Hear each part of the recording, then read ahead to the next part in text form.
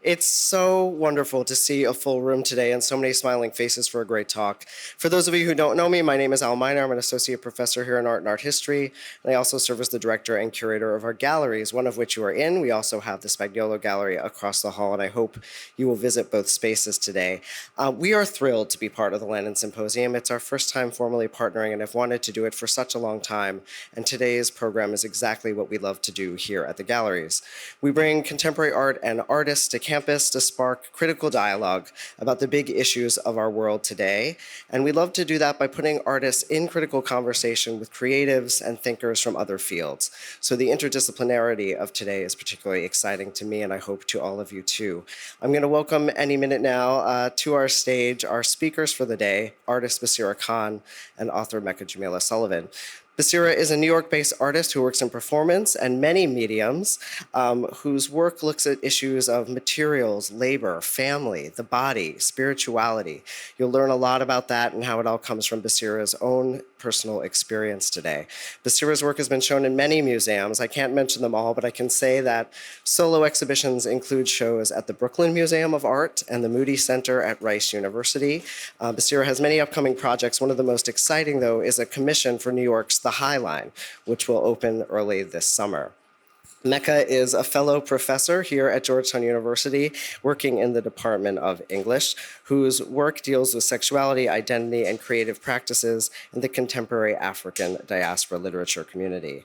We will hear a little bit from her award-winning debut novel today, Big Girl, for which she'll also be doing a book signing immediately following the talk, so please stick around for that. Here at Georgetown, she teaches African American poetry and poetics, Black queer feminist literature, and creative writing. And after our two speakers chat a little bit, we'll have a conversation moderated by another wonderful Georgetown colleague, Nadia Brown, director of our Women's and Gender Studies program, who's also written numerous books and articles that have won critical acclaim and has written articles for outlets like the Washington Post and the Huffington Post. I hope you'll enjoy today's talk. I think it will touch on a lot of issues that impact us all. Thank you and welcome to the galleries.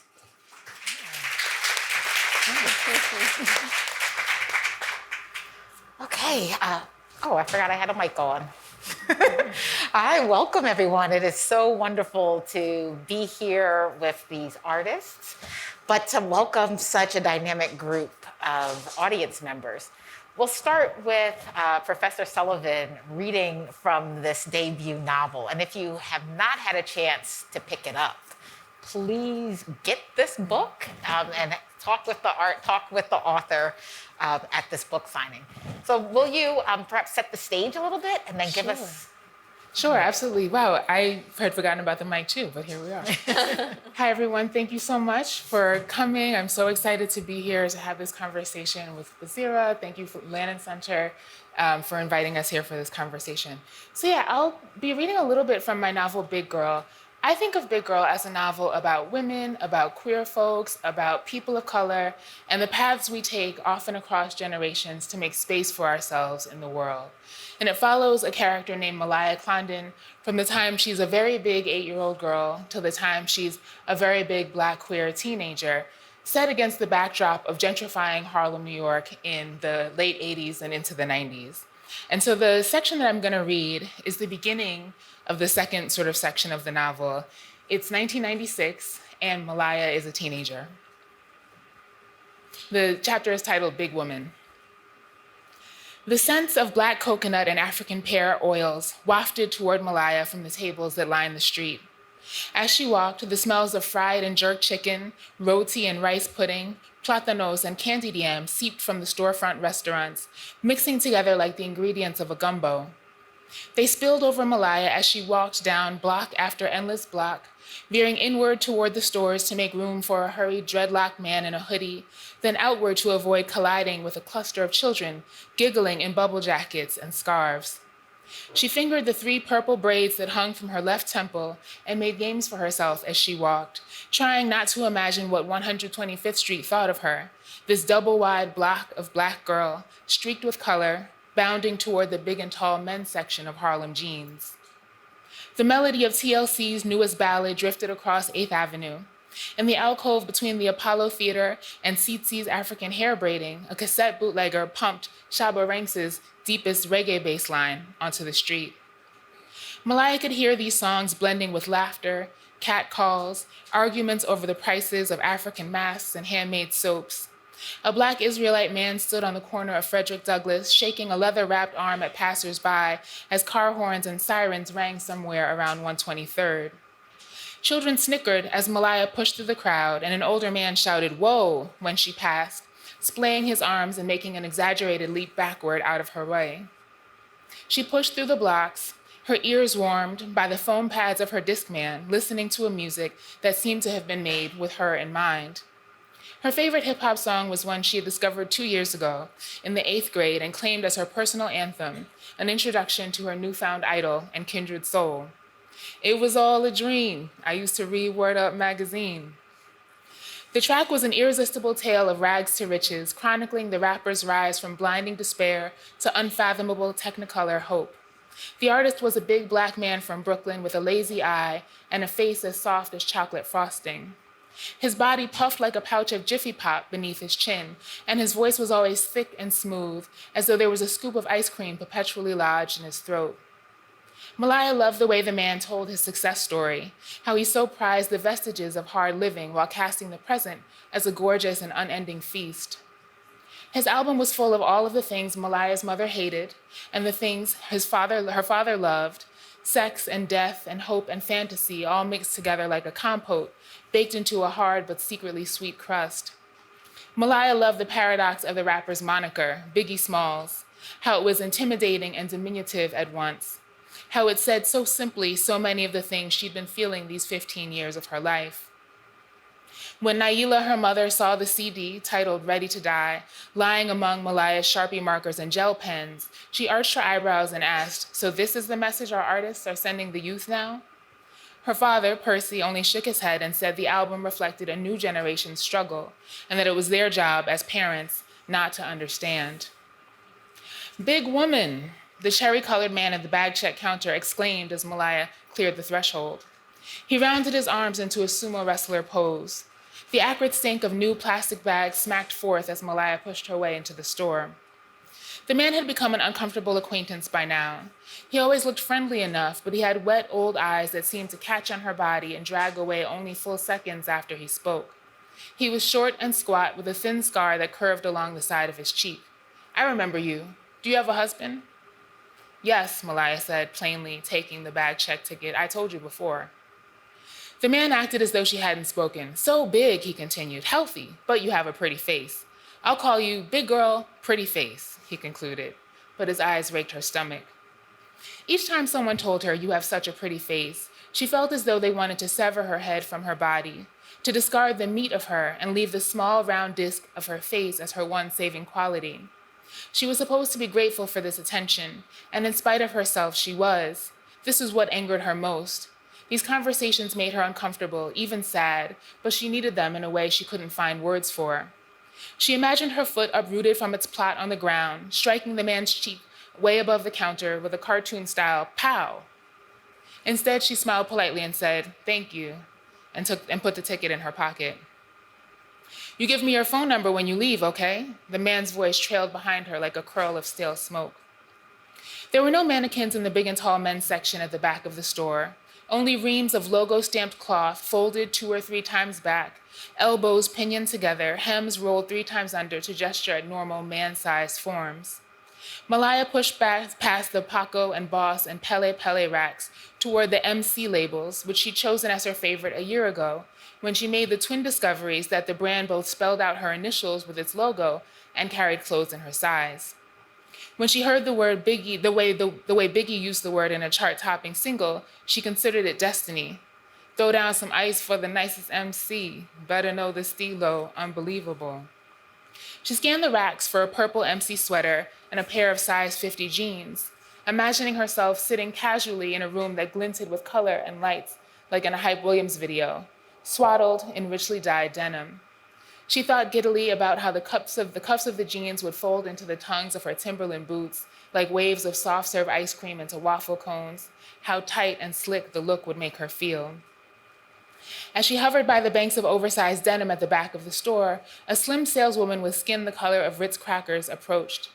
Her eyes were warm at first, but when Malaya asked for what she wanted, the woman looked at her as though she'd requested a side of creme fraiche with her McDonald's extra value meal. They don't make big men's shirts in purple, she said, running a green acrylic tip nail over her hairline. And the biggest jeans we got is a 48. The woman handed her the 48s and suggested she try on a dingy velour sweater that reminded her of tile grout. Malaya hadn't been weighed in years, but she knew she was at least 300 pounds because the last time she went to one of the many specialists her mother had found for her in the 7th grade, their scale had stopped there and would go no further. She had willed herself not to feel defeated, bathing herself in the music she loved, braiding colors into her hair, and matching them to her fashion to satisfy her own desire and whim. She had gone up in big men's sizes from a 42 to a 46 to a 48. Now fear rooted heavy in her chest as she wondered if she'd finally outgrown even the big men's sizes. Malaya accepted the clothes, and the salesgirl gave a shallow sigh behind her as she walked toward the fitting room. She squeezed herself through the fitting room doors. The walls there were covered with graffiti tags, lewd drawings, beeper numbers, and fragmented rhymes. She slid her headphones off and examined the walls, reading limericks about girls named China, looking at cartoon sketches of men with bulbous stomachs and sagging chests, learning which women the customers of Harlem jeans thought were good for which kinds of sex. She unlatched the button on her jeans and felt her stomach sigh into place. There was a strip of flesh around her middle that had been raked raw over the years by the constant rub of too tight denim, and now she felt the skinless strip sting. She rubbed her fingers on her jeans and touched the raw patch, dabbing it dry with the back of her hand, wincing at the sting of contact. She pulled the 48s up, past her thighs and her hips, past her pillowy middle, the raw skin seething. She sucked in and tried to push the ends of the denim together, but they would not meet. She gulped breath, sucked in, tugged again, seethed again, over and over until water clung to her eyelashes and her face got hot. The biggest jeans we got is a 48. She fished a Sharpie marker from the pocket of her jacket and uncapped it, the sour smell boring into her nostrils. She angled herself against the wall and drew her tag, a sprawling letter M, blitzed with stars and topped with a crown cocked boldly to the side like Biggie's. She stood there for a while, her ink wet on the walls and her eyes stinging with heat, as the salesgirl sighed again impatiently on the other side of the door. "You good, ma'am?" "Yeah," she said. "I'm okay." She breathed in and tugged at the denim again. If the jeans would not give, she wished they would take until her body really became a separate thing from her smile, something she could leave there on the fitting room floor while she floated, above the clothes, above the noise, above the expectant whine of the salesgirl, away. She tried again 6 times until she couldn't take the pain around her middle anymore. Then she breathed in and let the denim fall, wishing she could suck up her skin, her fat, her muscle, and whatever it was that lay underneath those things, making her who she was, this person in this body, wedged between the 2 tight walls of the big and tall men's section of Harlem jeans, wishing more than anything to feel small and slight and somehow like a girl. Thank you.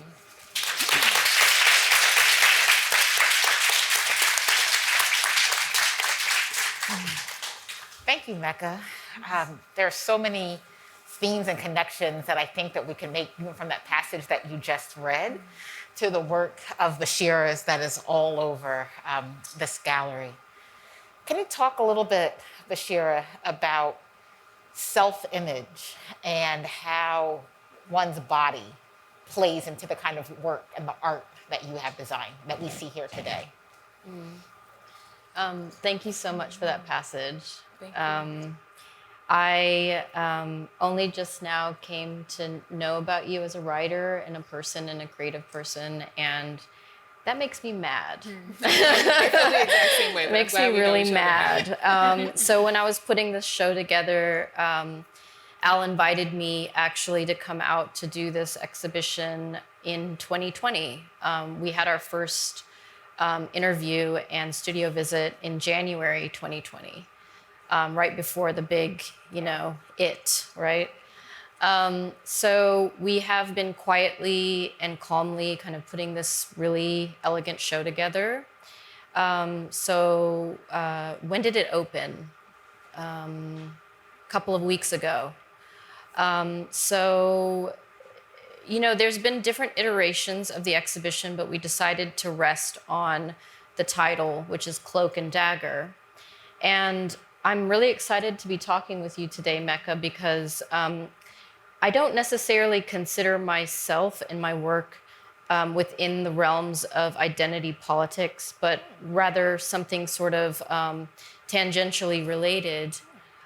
For example, these are suits to the right of you.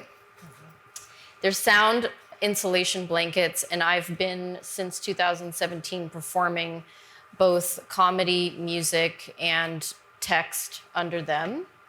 I currently have an album that none of you will get to hear until I'm ready to put it out.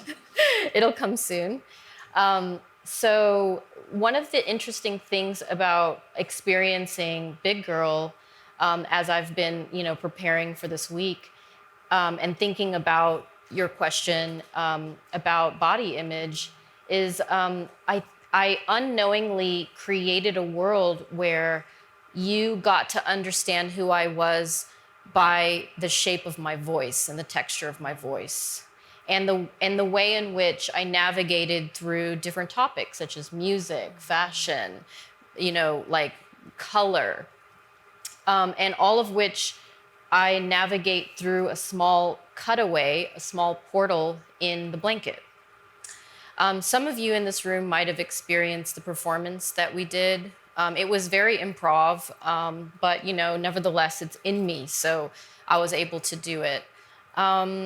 It's an example of the way in which I'm trying to find ways to step away from what I believe is deeply ingrained in a femme experience to body shame yourself through religion, through spirituality, through capitalism, through politics, through media, at a very early age, in very nuanced ways. I watched a TikTok this morning, actually.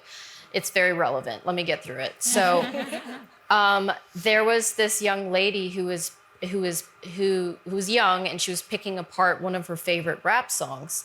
And at the very beginning, there's this light-skinned girl and this dark-skinned girl. And the dark-skinned girl was saying something mean, and the light-skinned girl was saying something nice to these little boys that were becoming men.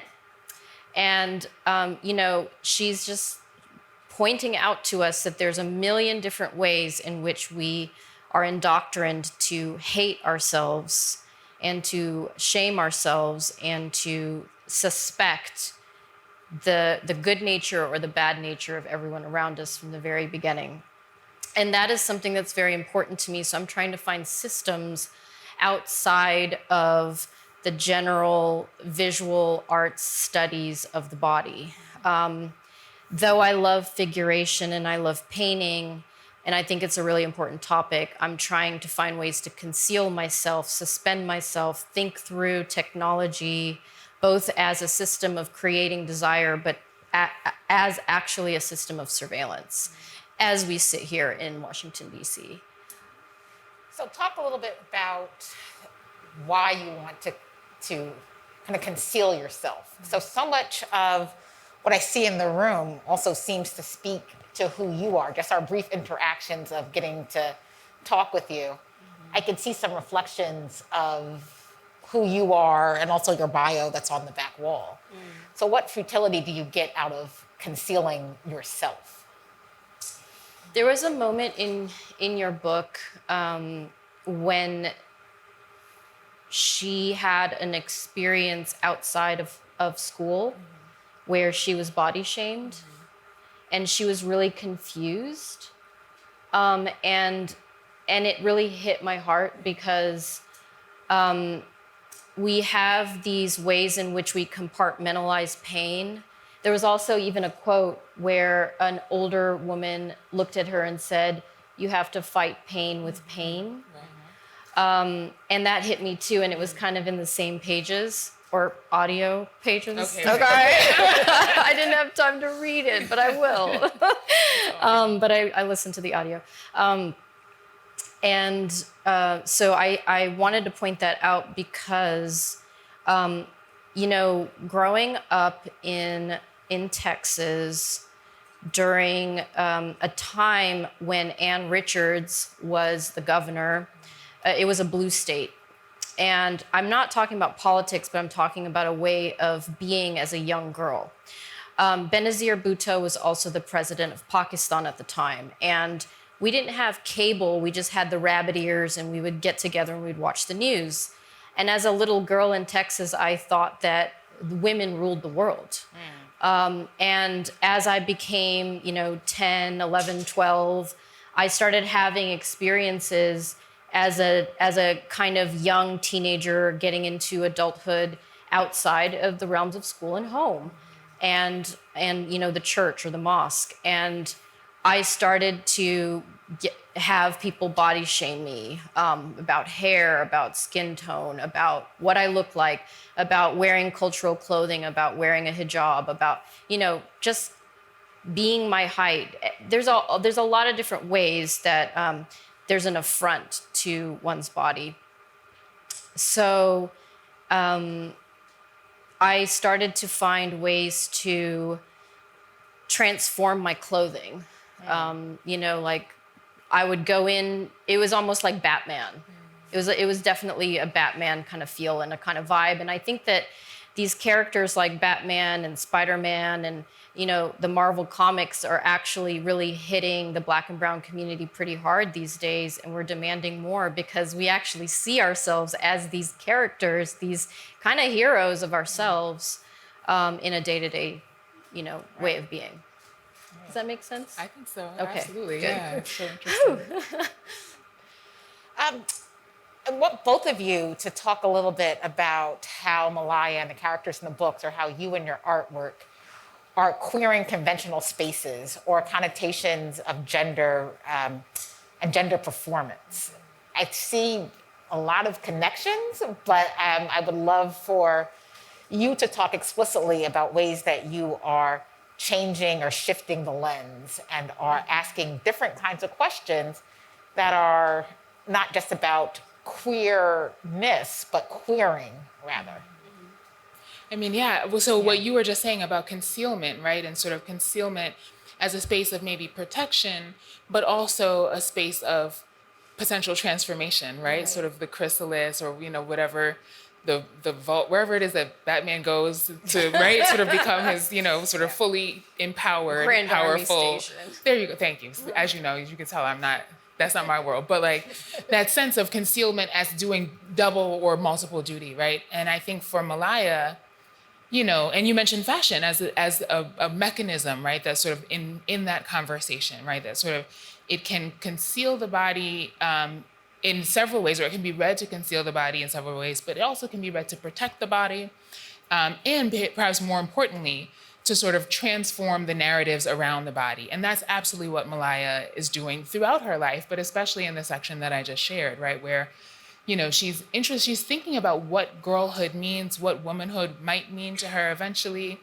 And she's very much aware of how she's read as a big Black girl, a very big Black girl in this space. And at the same time, the clothing she has access to is very sort of clearly gendered as men's clothing, right? Because there is no sort of commercial vision for a girl's body that looks like hers. And so she ends up having to kind of engage in a practice of queering, right? Where she's queering these men's clothes to fit her vision or her sort of experience of girlhood. And so for her, that's like, okay, well, I'm gonna get the big men's sweater, but I'm gonna get the purple one. And I'm gonna match it to my eyeshadow, right? And I'm gonna match it to my colored braids that I had to kind of travel all throughout the city to get. And that sort of, for Malaya, her movement, her sort of willful movement of her body, her willful entering of spaces that are not meant to accommodate her is also a queer practice, right? It's her body doing what it's not supposed to do. And so over the course of the novel, this is the lesson she's learning, right? Is how to sort of insist on that queerness as a kind of superpower, even when it's not recognized, right, by the people around her, and that it's something that she can generate to protect herself, even as it also sort of, again, offers the potential of transformation that we've been talking about. your thoughts about how your work queers our understanding or opens up a space to think about body politics differently? I mean, I want to answer it by just, I don't know if any of y'all saw the State of the Union address last night, but Yes. I think that we are trying to find our ways to be resilient with what we have. But I think that one of the reasons I'm trying to find an alternative way of being or speaking of body image, whether it's queering spaces or what have you, is that any kind of resilience that we figure out is sort of co-opted and turned into a palatable policy that actually goes against what actually helps the individual or groups of people in this country. And that's one of the reasons why I'm really mostly offended by the art world, even though I'm pretty much in the center of it at the same time. I guess because I'm an artist, it's like one of the only professions where you can hate what you do and love what you hate, you know? So, you know, it's offensive to me to constantly walk into large blue chip galleries that are being funded by the worst and museums that are being funded by the worst, but also being funded by the best at the same time. And having to see the ways in which, you know, Black and brown bodies are always at the front. They're always talked about and clapped at, but then, you know, you see what it's like for your day to day. You can't even, you know, walk into a cellular phone store and walk out thinking that someone isn't going to take your identity right now. That's the frame of where we all live, and it really hits hard when you are, say, you know, like a queer or, you know, Black or brown woman in the city, and you walk in to a police station and you can't even file a police report because they're already profiling you as somebody who's annoying, and they ask you to walk away. So, you know, we're always going to find ways to be resilient and be superheroes for ourselves, but then it just becomes very frustrating to, you know, not have a break. I wanted to turn the conversation over to hair and think a little bit about how hair is also a racial signifier, but then also one that does the work of femininity in spaces where women are expected to look a certain way, right? So I'm thinking about this piece behind us, but then also in jogging your memory, and then also in your placement of Malaya's discussion about dyeing her hair with Kool-Aid, or the different colored braids that she weaves into her hair, or even the way that her grandmother straightens a hat that she puts over her hair. But thinking about hair again as this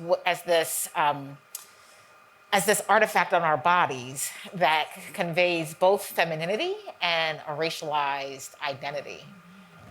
Could you talk a little bit about how you wanted to envision this character and how hair might be telling part of the story of body image, and then how this picture back here, you know, what you mean by these very rusty looking clippers that are shaping towards this woman's hair? Well, yeah. I mean, so of course, you know, there's so much has been written about the politics of hair across cultures, and especially, you know, for me coming from the standpoint of as a Black woman, but also someone who studies Black women's literature, right? Sort of the politics of Black women's hair, both historically and in the current moment, right? I mean, I consider Solange as being part of that archive as well, right? Of sort of hair as an extension of the self, a part of the self, even as it's also, you know, sort of used to read identity, markers of identity, including race, gender expression. And I think, you know, where your question sort of leads me is to think about how for a character like Malaya, she's really interested in sort of defining herself, finding the language through which to define herself in all ways, right? So for her, especially when she doesn't quite have the language to describe, again, her particular vision of girlhood, right? And femme is not a word that she has access to because it's, it's just now mid-90s and she's just a teenager. She hasn't quite discovered the village yet, right? Although it's coming. So, she's trying to figure out sort of how she can define her gender, and in the absence of language, color, texture, including color and texture and hair, sort of help her do that work. So the kind of subversiveness, and again, for some, it's hard to sort of imagine back to a time when it wasn't common to see a Black girl with green hair, right? And in fact, what that signified was the braids are a racial marker, right, of her sort of participation in a certain kind of Black, what we would now think of as a Black femme aesthetic. But the green was more sort of like punk, goth, very much associated with whiteness, right? And so for her, insisting on having access to a self-expression, though it's not a linguistic self-expression, but a bodily self-expression that can mean all of those things simultaneously, that is crucial for her. And that's the sort of start of this part of her coming of age process. And again, it is, for her, it's deeply queer, right? Again, the insistence on letting her body do what it wants to do, not what it's supposed to do. So that's what comes up for me when I think about that question. I think in speaking constellations, I was actually talking to you earlier about how I'm a Pisces communicator. Mm-hmm. So get ready for this answer. So in the 90s, I remember people wearing red hair. And there was that book in that film, Run, Lola, Run. And it was only until later when, I witnessed seeing the Berlin Wall come down on television, and then having actually visited, some place without my family, I realized that red hair was a symbol for a femme person of freedom, because the point of the story of the red hair was a sort of like burst of rage and energy of being able to run from east to west on the bridge, and the fiery red hair, it's a very emotional scenario. And people in the 90s, no matter what race or creed or gender, they were dyeing their hair red, and that was a symbol of freedom. And so color is important. Texture. It unfortunately is working against us, because I think a lot of infighting in cultures and races and communities, it happens through the texture of one's hair. But of course, if you watch the Grammys, everyone's running to get your crimp iron because everyone wants their wet Beyonce, Lizzo hair right now. Then there's where does the hair come from? So for my show at the Brooklyn Museum of Art, which is when I started to make these particular works behind us, the museum allowed me to engage with a series of their antiquities. And it was such a privilege to be able to get close to these objects that no one will ever see. And oftentimes they're not categorized. And so this is actually a comb for textiles. But of course, I did this kind of jokingly because it's also referencing my hair at the time that I shaved off to implement into a 3D printout of myself for a sculpture that I made. And so, my hair's been growing out since. But to have Indian, Honduran, there's a couple of particular countries where the hair itself is highly commodified.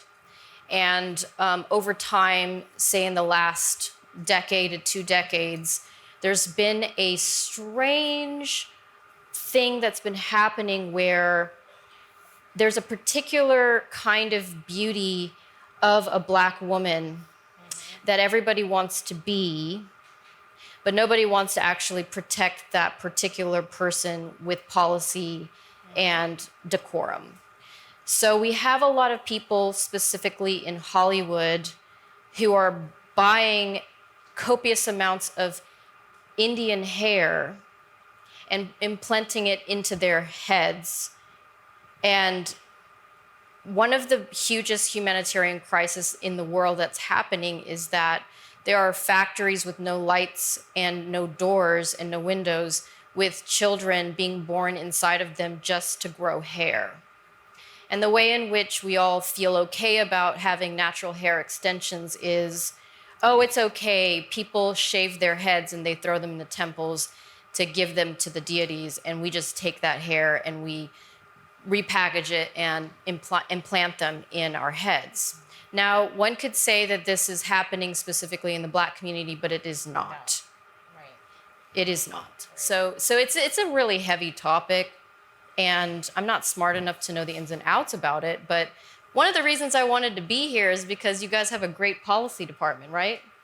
So if anybody wants to peep that and teach me more, go ahead and teach me more. Yeah. Oh, shameless self-plug. I have a book about Black women's hair.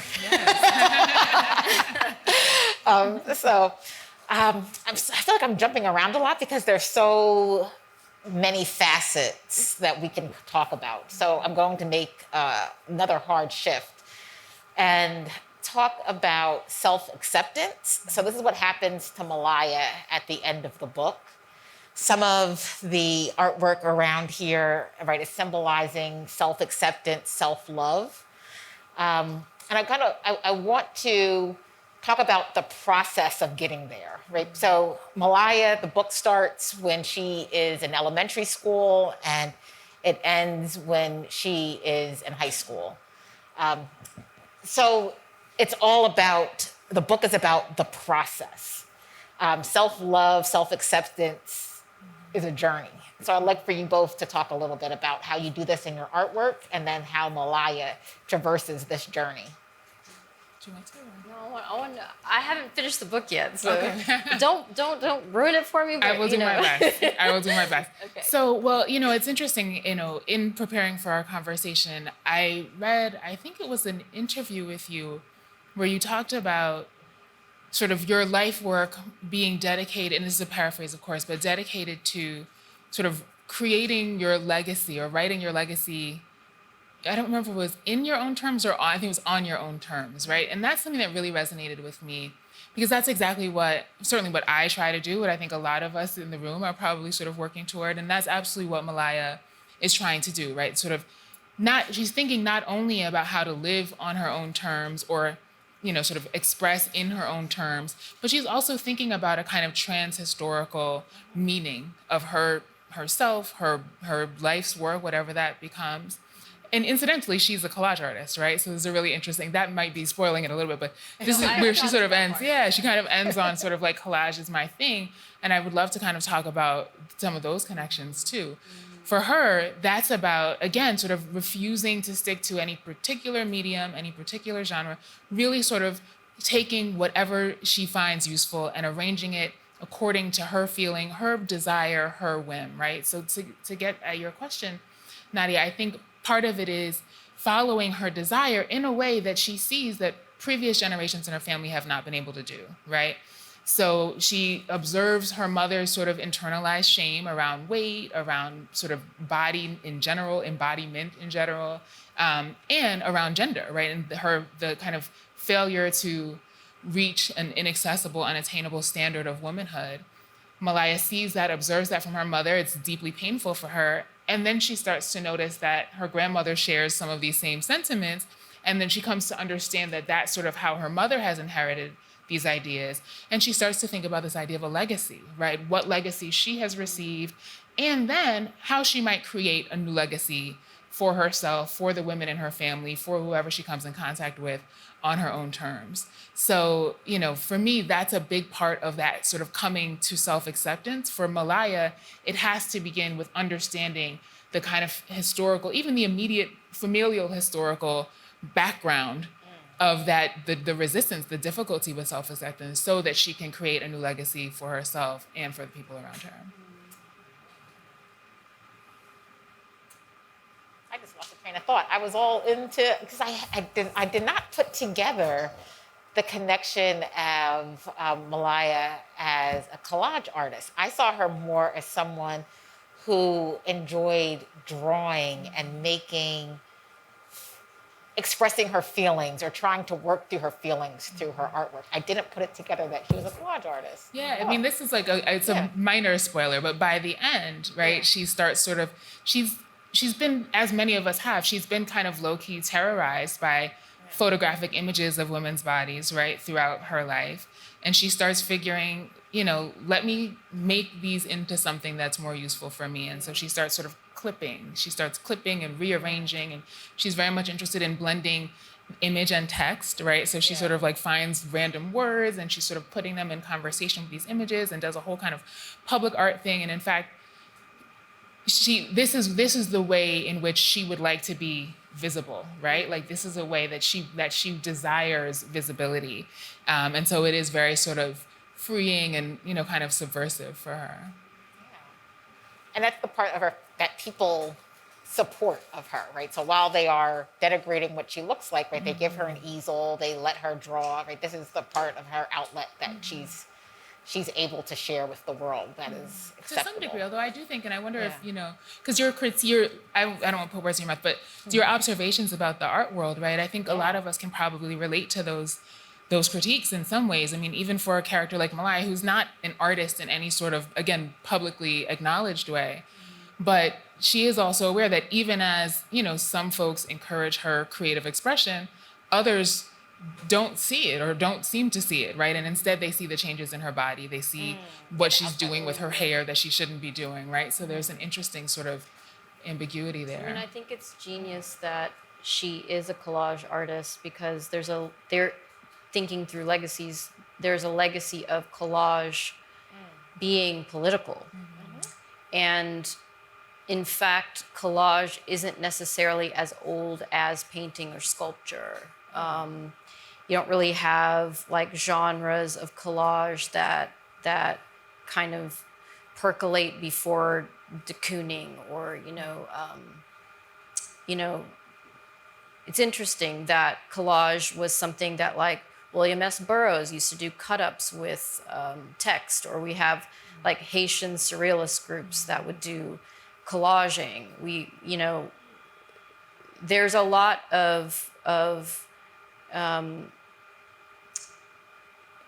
there is a lot to gain by creating your own way.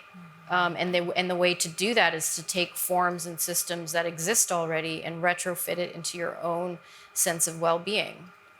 And I think that a lot of artists that have done pretty well for themselves, specifically if we're talking about femme people right now, artists like Wengeshi Mutu, Mickalene Thomas, those are two particular femme people I'm thinking through that really made it in a way. Like, in fact, Mickalene Thomas is starting a nonprofit soon because there's a lot of nonprofits that have shut down that are there to support high school students or young people. And, it's like brownstone, collage art, made it, nonprofit, spreading the wealth, like that's basically what I want to do, like what we want to do. And that's how we give ourselves self-acceptance, because we have to be really like strong in order to, keep it moving.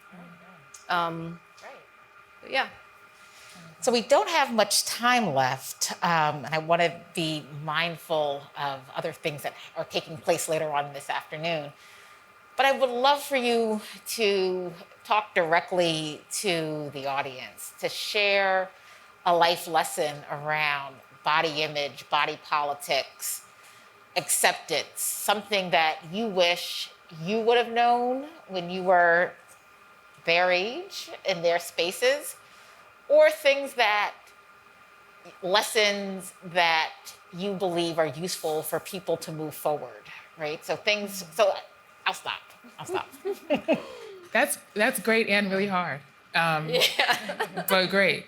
So I guess, I think a lot about a character like Malaya. I mean, in the language of fat justice that's available right now, we might think of her as a super fat or infinifat teenager, right? Teenage girl, queer, maybe even gender expansive teenage girl. And, you know, and yet she's growing up and coming into this identity in a time where none of those languages exist, right? Like that conversation is not happening. Even the language of diet culture doesn't exist, right? Diet culture is American culture, arguably then and now. But at least, you know, now we have language to sort of pinpoint and sort of think through some of these things.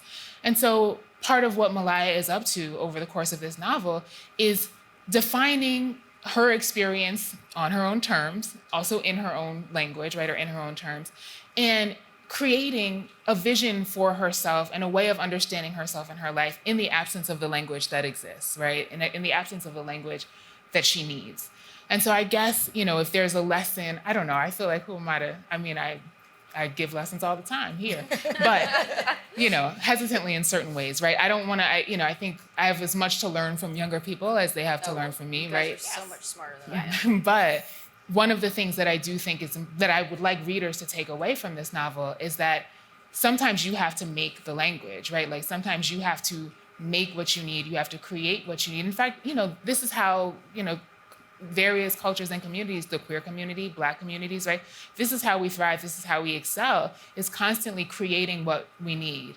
And that's possible and it's necessary. So that's something that I hope that folks take away from Malaya's story. And not only is it possible and necessary, but it's joyful, right? That like there's joy and there's beauty in that alongside the challenge and the work and the pain. I think my lesson would be, you have a lot of platforms that people such as my age did not have. I think TikTok alone is a collage. It's a video collage. And you are able to get your voices out in a way that isn't as gatekeepery as it was when I was growing up.